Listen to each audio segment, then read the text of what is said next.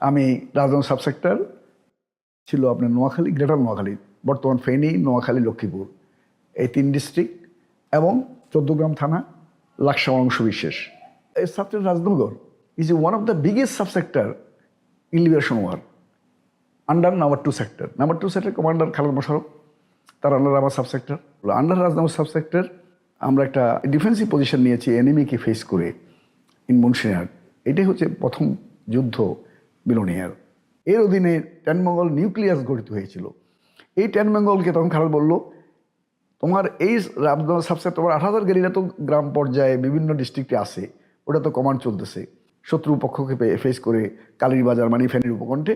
তার সামনে আমাদের ডিফেন্সটা হচ্ছে মুন্সিরহাট, এটা 800 গজ দূরে। আমরা 800 গজ দূরে পাকিস্তানিদের সাথে যুদ্ধে লিপ্ত।